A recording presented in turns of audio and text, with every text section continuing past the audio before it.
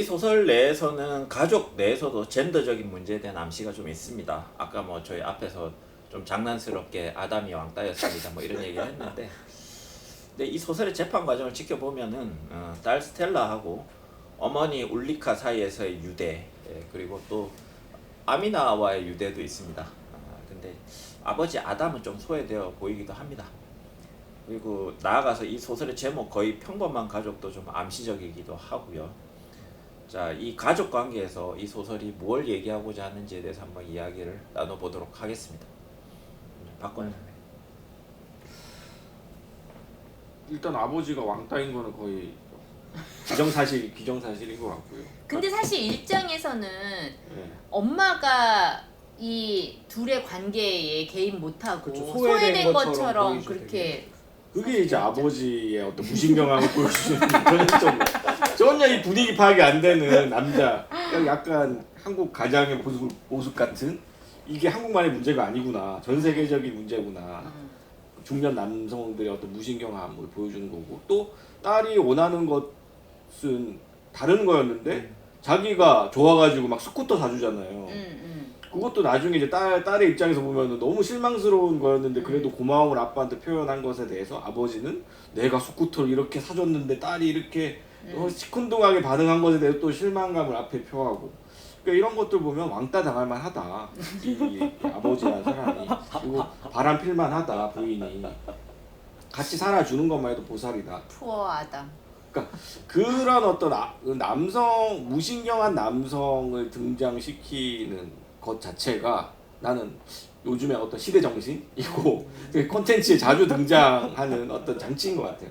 그러니까 지금까지 어떤 이 남성들이 이런 가부장 제도 속에서 얼마나 편안하게 살아왔는가를 다양한 형태로 보여주는 거죠.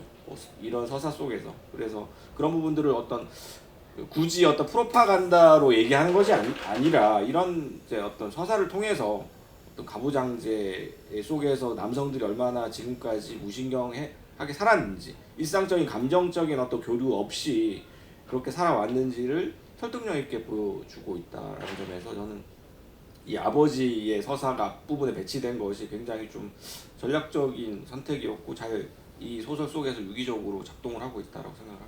네, 아버지는 사실은 그렇게 살아도 지금까지 아무 문제가 없었는데, 문제는 이런 사건이 벌어졌을 때, 그랬을 때 이제 이게 자기가 정말 이제 잘 이렇게 조직되어 있고 잘 이렇게 자기의 통제 안에서 잘 이렇게 구분돼서 잘 지내고 있다라고 생각했던 어떤 세계가 흔들렸을 때, 그랬을 때 이 아버지는 그 전까지는 전혀 문제를 못 느끼다가 이제 갑자기 이 상황에 굉장히 당황하게 되는 거죠. 이 상황에 당황하면서 어떻게 할 줄 모르니까 일종의 여기저기 돌아다니면서 무능함을 보여주는 거죠. 그러니까 그런 것들이 잘 보여졌고, 저는 이제 이 소설에서 2장까지는 그렇게 못 느꼈는데 이게 3장으로 딱 넘어가, 2장에서는 그 두 여자아이의 우정 같은 것들이 조금 부각이 되잖아요.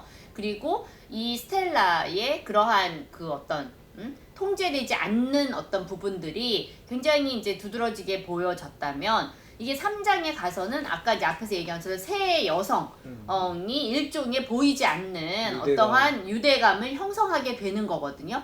그러니까는 그런 것들을 보면서 약간 왜 우리가 죄의식을 나눠 갖는 거잖아요.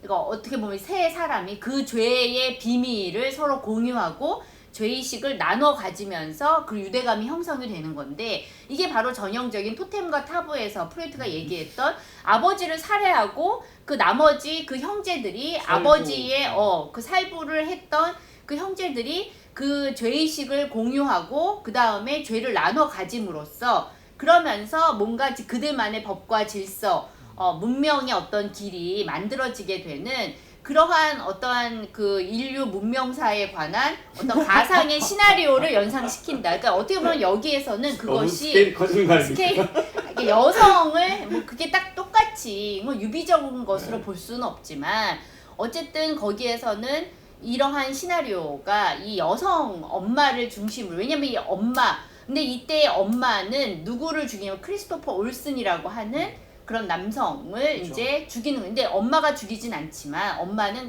이제 그 죽음 이후를 이렇게 판을 짜서 아이들이 이제 어떤 법적인 책임을 지지 않도록 그렇게 만들어 주는 거잖아요. 그럼에도 불구하고 이들은 그 죄는 나누어 갔겠죠. 그래서 역시 우리가 사람이 친해지려면 뒷담화를 하면서 친해지고 그 다음에 유대감은 죄를 나눠 가질 때 비로소 진정한 유대감이 생기는구나. 그러니까 더 그 사회학적 연구 결과에서도 뒷담화의 기능은 굉장히 윤리적인 기능이고 뒷담화가 없는 공동체보다 뒷담화가 있는 공동체가 윤리의식이 높았다는 그런 형태의 연구 결과도 있다고 하잖아요.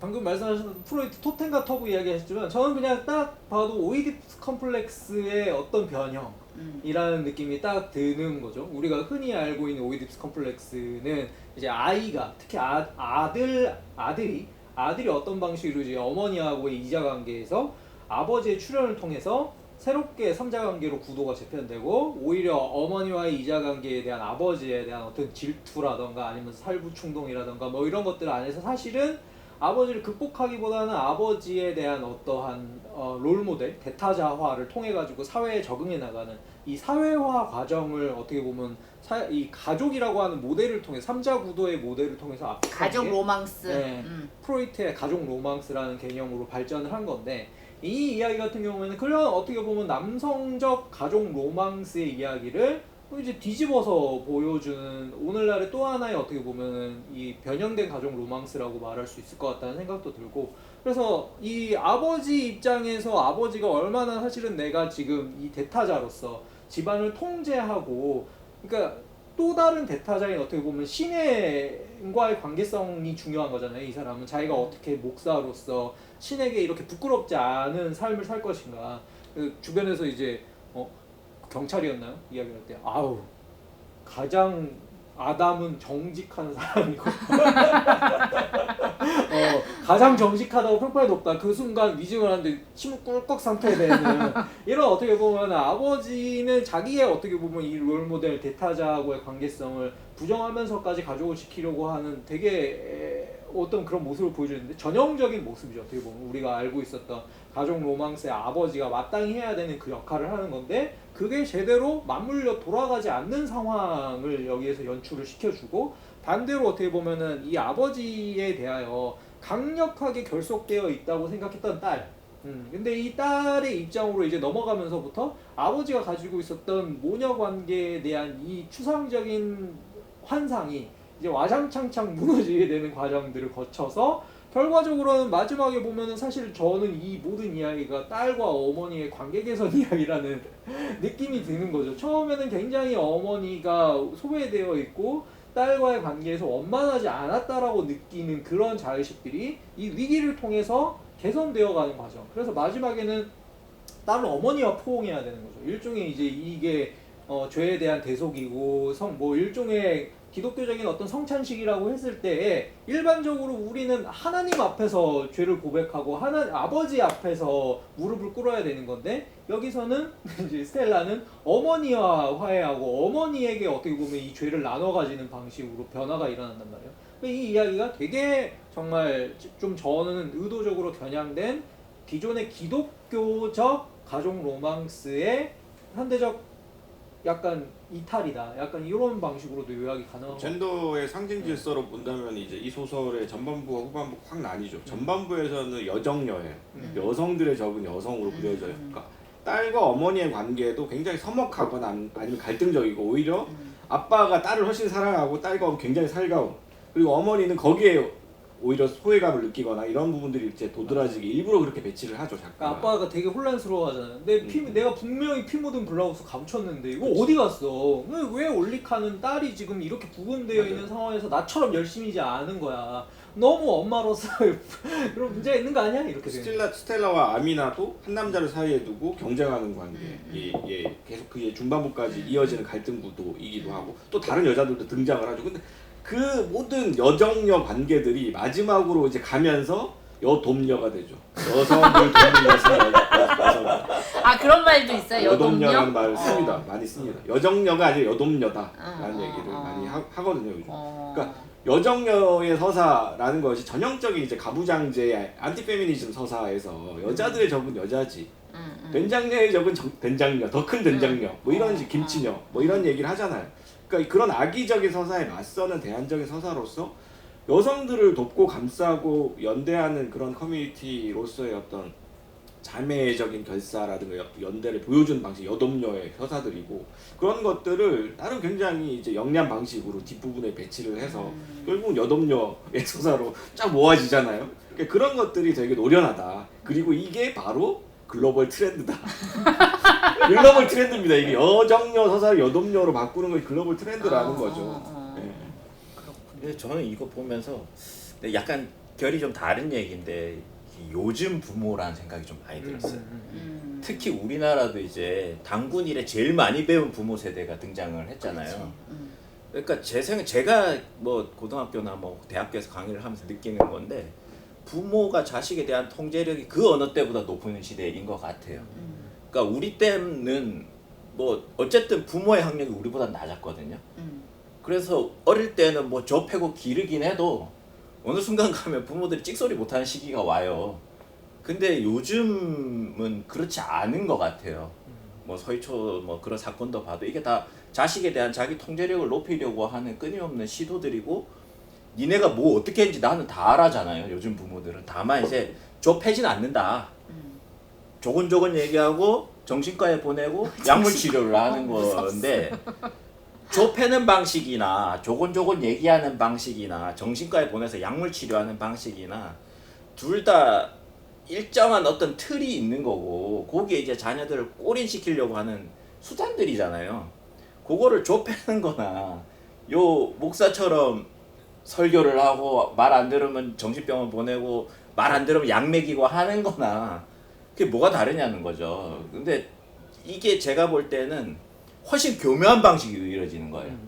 훨씬 페어하고 훨씬 뭔가 금쪽이를 대하는 듯한 방식이지만 그 뒤에는 똑같은 어떤 폭력이 있는 건데, 자식조차 눈치채기가 힘드는 어떤 방식으로 배웠기 때문에 이게 딱 훨씬 푸코의 교묘하게 이루어지는 그런 느낌이 들어요. 푸코의 감시와 처벌처럼 예전에는 때려서 훈육할 문제를 이제는 이제 감시와 처벌의 형태로 해버리니까 아이들 같은 경우에는 사실상 24시간 부모의 통제 아래 놓여 있는 상황이 되는 거죠. 근데 그거를 벗어나려고 하면은 스텔라 같은 문제들이 이제는 발생하게 되는 거죠. 자기들하고의 어떻게 보면 더 파괴적인, 그러니까 여기서 스텔라가 되게 그런 말을 하잖아요. 자기 실현적 애연이라니, 아버지 그렇게 혼란을 원하신다면 제가 혼란을 보여드리겠습니다. 이렇게 되는 이 가정이 아이가 부모에게 할 수 있는 최대치의 약간 복수 같은 느낌으로.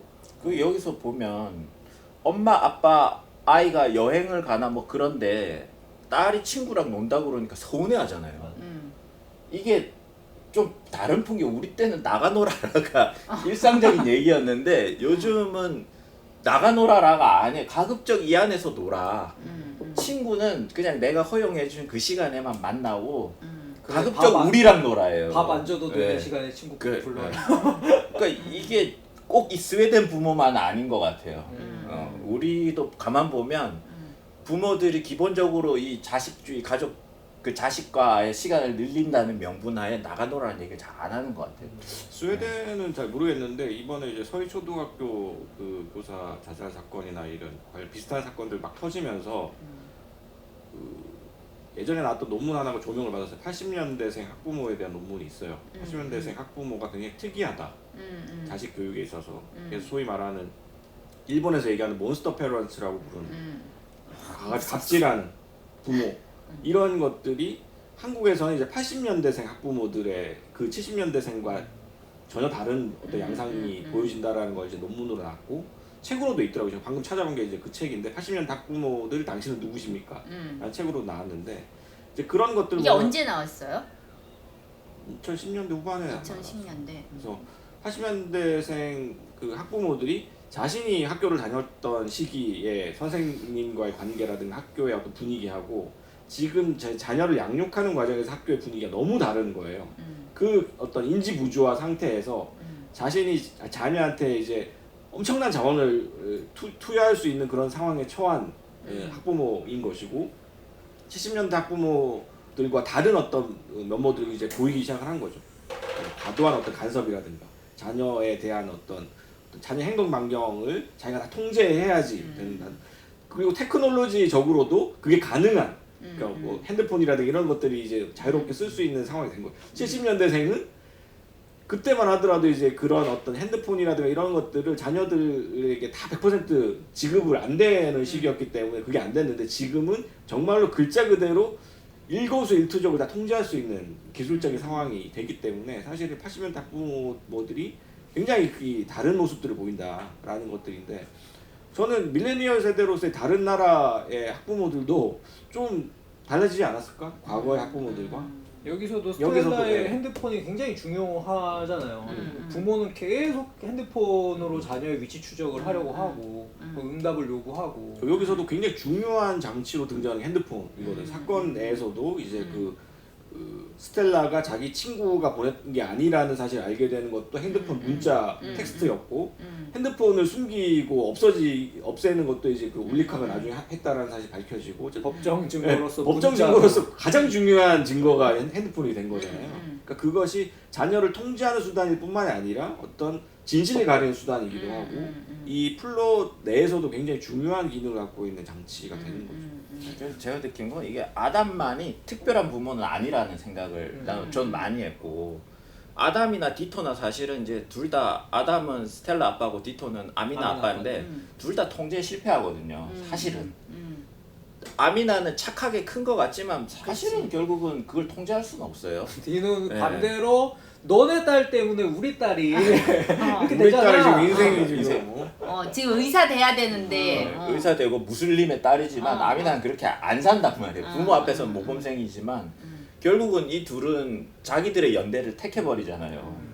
그러니까 그 어떻게 보면은 지금 그 통제력을 끝도 없이 올리려고 하는 이 부모 세대에 대한 아마 작가 자신의 반성일 수도 있는데 그런 그 자식에 대한 통제력을 끝도 없이 올려봐야 통제 밖에 있다는 걸 자식들은 자기들끼리 어쨌든 유대할 길을 찾고 자기들끼리 숨쉴 구멍을 찾는다는 것 같아요 보면. 이분도 77년생이니까 약간 비슷한 세대적인 감수성에 딱 있겠죠? 그렇겠죠. 아니 근데 여기에 그 아미나랑 스텔라가 사실은 그게 이제 아담 에피소드에 나오는데 알고 봤더니 사실은 아미나가 어떤 그 약간 이제 지능이 떨어지는 어떤 남자한테 돈을 이제 그 사람의 그런 사진을 찍고 이 남자한테 그거를 이제 돈을 요구했다. 돈을 요구하면서 안 그러면은 이 사진을 유포하겠다는 식의 협박을 하고 아무튼 한 남자를 괴롭힌 거잖아 이 아미나가.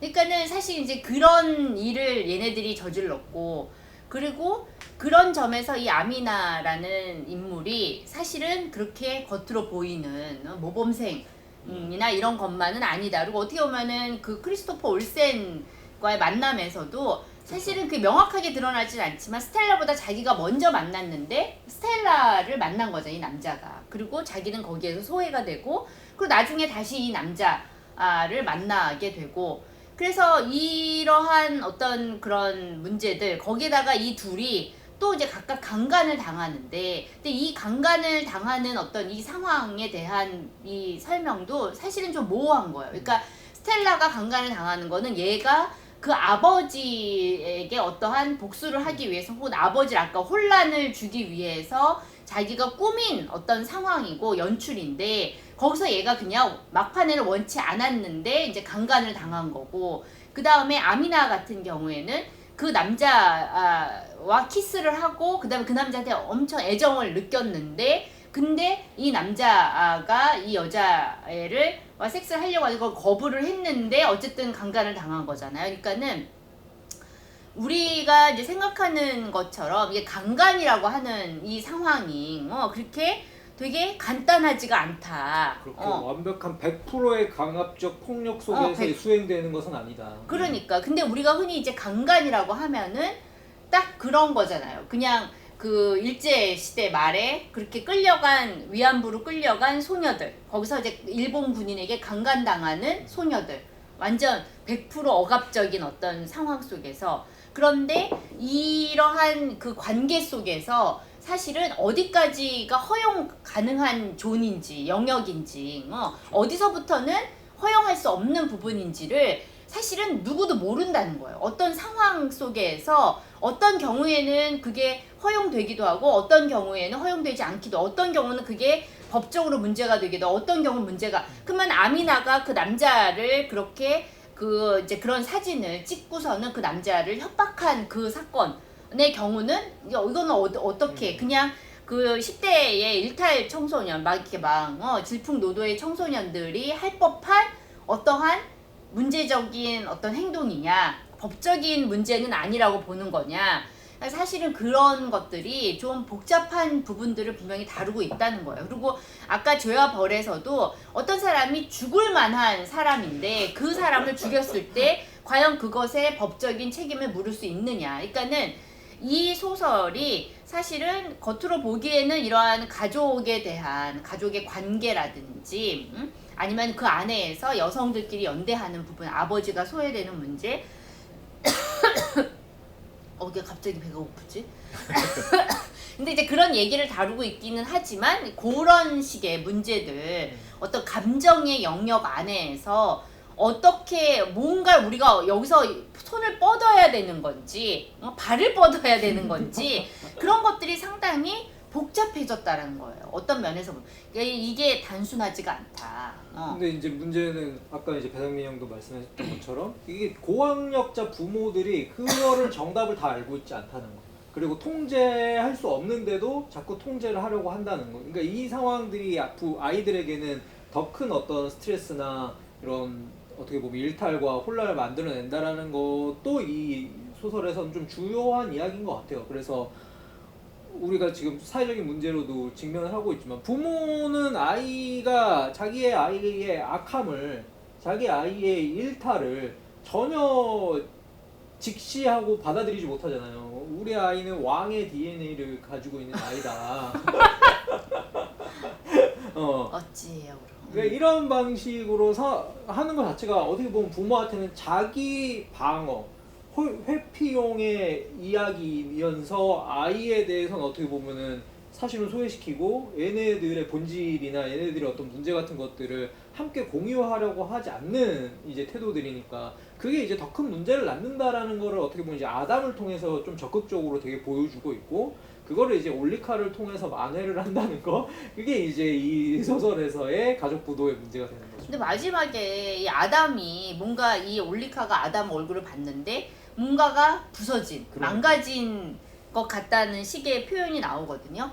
그러니까는 어떻게 보면은 물론 아담의 죄랄까? 아담의 죄는 이 모든 상황이 다 자기 뜻대로 될 거라고. 평범하게 다 우리 가족은 아무 문제 없이 그냥 자기가 모든 문제를 다 해결할 수 있고 그렇게 갈 수 있다라고 오해한 그 죄인 거고, 어떻게 보면 아까 선생님이 얘기한 것처럼 무신경함, 거기에 대해서 원신은 뭔가 예민하게 그 상황을 들여다보지 못했다는 그런 어떤 죄가 있는데, 혹자들은 이런 아담이 그 지은 죄에 비해서 대가를 너무 혹독하게 치르고 있는 것이 아닌가, 그렇게 또 볼 수도 있을 것 같아요. 그쵸.